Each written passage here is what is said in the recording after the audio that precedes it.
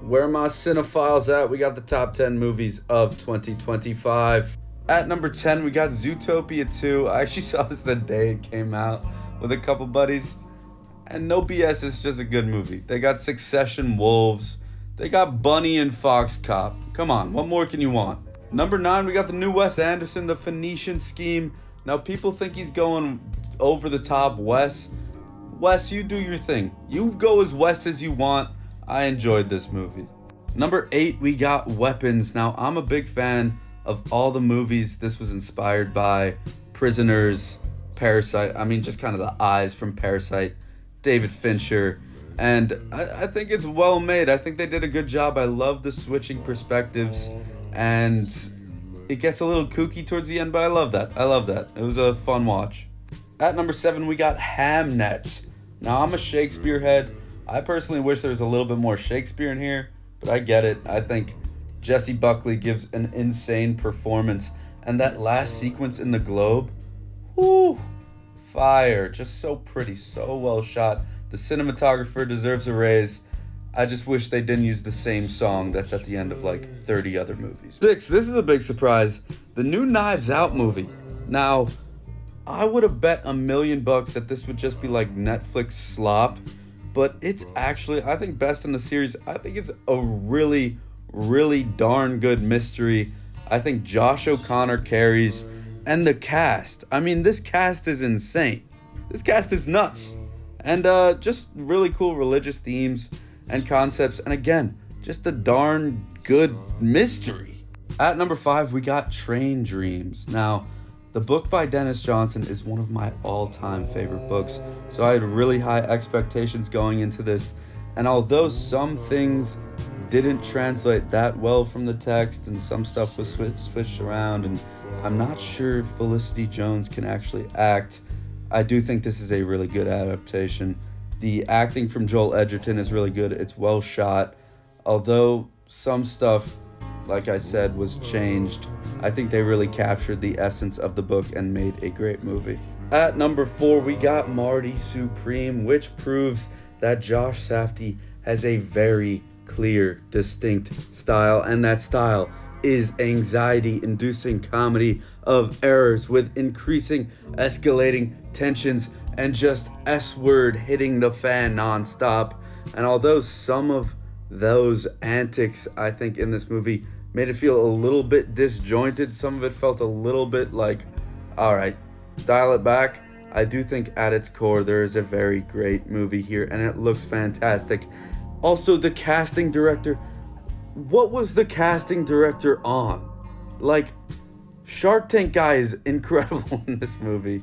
They got Penn from Penn and Teller, Tyler the Creator. Like, the casting director must have taken the Limitless pill or something, or was just like searching random celebrities. I don't know how they did it, but everyone is really good. The only one that wasn't believable was one of the actual actors, Odessa Zion. I think it's because I just watched I Love LA, so there was like, so whatever. But Timmy was great, as always, taking home the bronze medal for 2025. And if you asked me at the start of the year what I thought would be my movie of the year, I would have, without a doubt, said this. And listen, it was close. This was a great movie. We got a full-blown action flick from PTA with Leo as leading man, as a bumbling buffoon. Johnny Greenwood, epic score as always, based off a Pynchon book that I read earlier this year. I think a fantastic sort of non-adaptation adaptation. A lot of things coming together in a perfect way to make a really good movie. Sean Penn is excellent in this.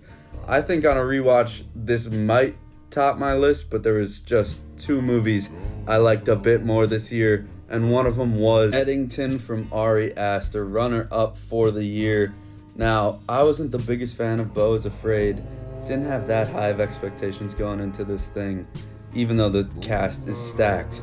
But when I walked out, I was just like in a daze.